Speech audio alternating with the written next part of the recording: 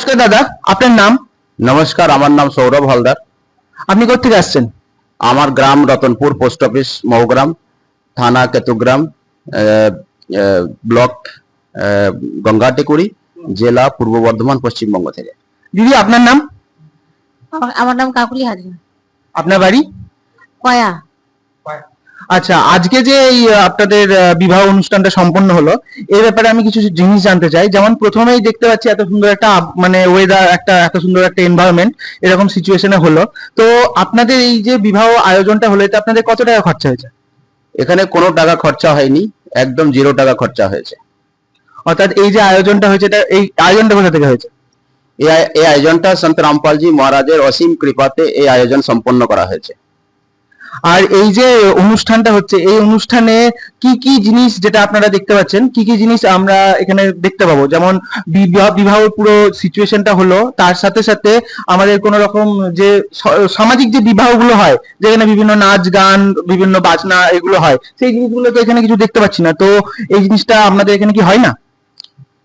প্রথমে এই ব্যাপারে বলি যে সন্ত রামপালজি মহারাজ তিনি পূর্ণ পরমাত্মা রূপ গুরু রূপে এই পৃথিবীতে এসেছেন। তিনি যে জ্ঞান দিয়েছেন সেই জ্ঞানের আধারে এখানে বিনা বাজনায়, বিনা গানে, বিনা পণ, বিনা আড়ম্বরে এখানে বিবাহ সম্পন্ন হয়। তার কাছ থেকে আমরা প্রেরণা পেয়ে তার অনুগামী হয়ে আমরা এখানে সাধারণ ভাবে আমরা এখানে বিবাহ মেলবন্ধনে বেঁধেছি। আচ্ছা, আমরা সাধারণ বিবাহের মধ্যে যেটা দেখি, সেটা কি দেখি যে বিভিন্ন রকম ভাবে পুরোহিত থাকে, বিভিন্ন মন্ত্র পাঠ হয়, তো সেই রকম কিছুও তো দেখতে পেলাম না। তো সেই ব্যাপারে যদি একটু কিছু বলেন। হ্যাঁ, এখানে কোনো পুরোহিত লাগে না। যখন দেবী দুর্গা নিজের 3 পুত্রকে বিবাহ করে দিয়েছিলেন ব্রহ্মা বিষ্ণু মহেশকে, সেখানে কোনো পুরোহিত বা কোনো বাজনা ইত্যাদির কোনো মানে সেখানে শো করানো হয়নি বা দেখানো মানে লাগেনি, প্রয়োজন হয় না এক্ষেত্রে।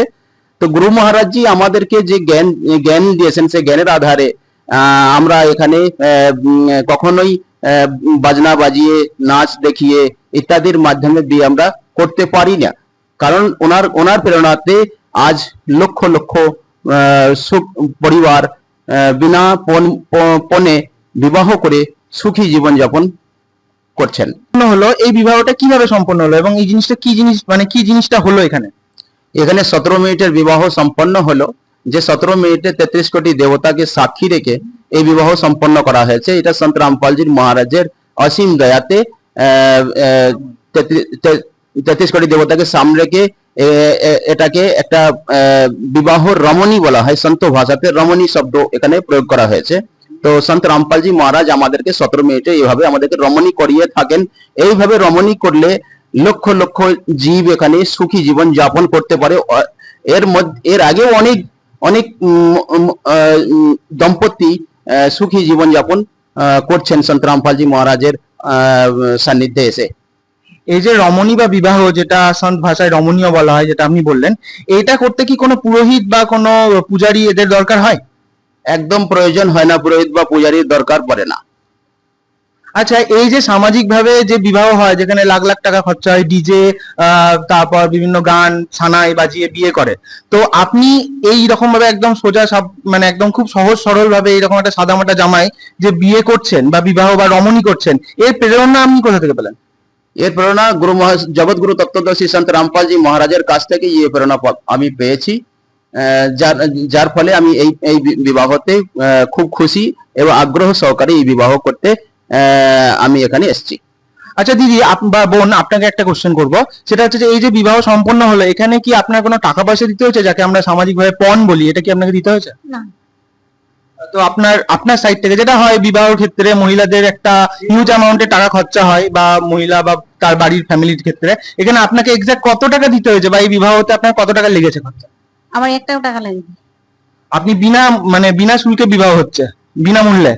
আচ্ছা, আর একটা আপনার কাছে দাদা কোশ্চেন আমার আছে, সেটা হচ্ছে যে এই আপনার যে সন্ত রামপালজি মহারাজ গুরুজি, ওনার সান্নিধ্যে বিবাহ ছাড়া আর কি কি সমাজমূলক এবং কল্যাণমূলক কাজ হয়, যেটা আমাদের সমাজে, যেমন পণমুক্ত বিবাহ একটা বিশাল বড় ব্যাপার, যেটার দ্বারা মানুষের বা সমাজের একটা বিশাল উন্নতি হচ্ছে, বা নারীদের একটা যেটা বিবাহের জন্য নারীদের পরবর্তীতে বিভিন্ন অত্যাচারের সহ্য করতে হতো বা যেটা হচ্ছে সেটা কমপ্লিটলি এর দ্বারা আস্তে আস্তে কমে যাচ্ছে। কিন্তু এ ছাড়া আর কি কি এমন সমাজমূলক গঠনমূলক কাজ আছে যেগুলো আপনাদের গুরুজি সন্ত রামপালজি মহারাজ করছেন? সন্ত রামপালজি মহারাজ এছাড়াও অনেক অগণিত সামাজিক কাজ করে আসছেন, যেগুলো করছেন বা বর্তমানে করছেন, যেগুলো যেমন ওনার একটা ধ্বনি আছে, যে ধ্বনিটাকে বলা হয় যে রুটি কাপড়া শিক্ষা চিকিৎসা আর মকান সবকো দেগা কবির ভগবান।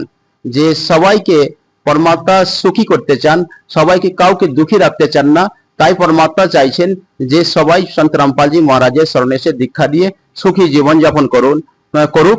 আর উনি যে সমাজ সেবামূলক কাজ আরো করছেন, যেমন পণমুক্ত বিবাহ, রক্তদান শিবির, ফ্রিতে চক্ষুদান, এছাড়াও জেলের মধ্যে প্রচুর কয়েদিদেরকে উনি ফ্রিতে পুস্তক প্রদান করছেন, তারাও যেন মূল স্রোতে এসে তারাও যেন ভক্তি করে এই প্রচন্ড কষ্ট থেকে, মানব শরীরে এসে যে এই প্রচন্ড কষ্ট, এই কষ্ট থেকে সদা সমাপ্ত করে নিজের সনাতন ধামে ফিরে যেতে পারে।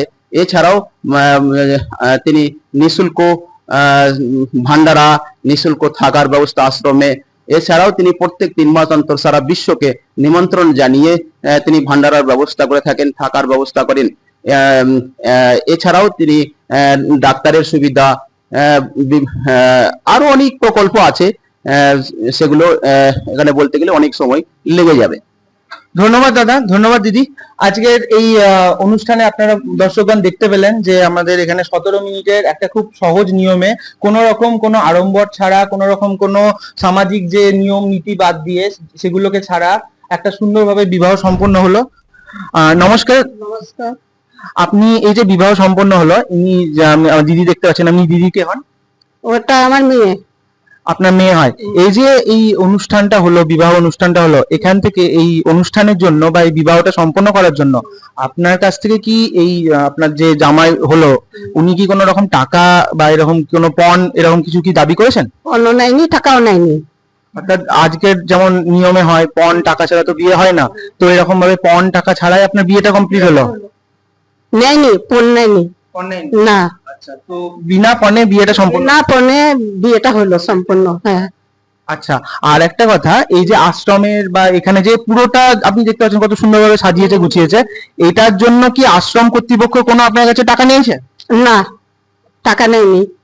তাহলে আপনার এই যে বিবাহটা কমপ্লিট হলো, এতে আপনার এক্সাক্ট কত টাকা খরচা হয়েছে? আমার খরচা হয়নি। আপনার কোনো খরচা হয়নি? না। নিঃশুল্ক ভাবে সন্ত রামপালজি মহারাজের নিয়মে যে 17 মিনিটের অসুর নিকন্দন রমণী হয়ে, এতে আপনার এই আপনার মেয়ের রমণী অর্থাৎ বিবাহ সম্পূর্ণ হলো। সম্পূর্ণ হলো বিয়ে। আর এই যে বিবাহটা হলো, এটাই আপনার তো একটা ছোট থেকে স্বপ্ন ছিল, বা আপনার মানে মেয়ে যখন ছোট ছিল সেখান থেকে একটা স্বপ্ন ছিল যে মেয়ের বিয়ে হবে, বা আপনার তো একটা যে কোনো মায়েরই থাকে যে তার মেয়ের বিয়ে হবে। আজকে আপনার কেমন লাগছে? আজকে খুবই ভালো লাগছে। আমি খুব খুব খুব খুব খুশি। আমি খুব খুশি। আমার মেয়েকে খুব ভালো লাগছে। আচ্ছা, ধন্যবাদ। নমস্কার দাদা। হ্যাঁ বলুন।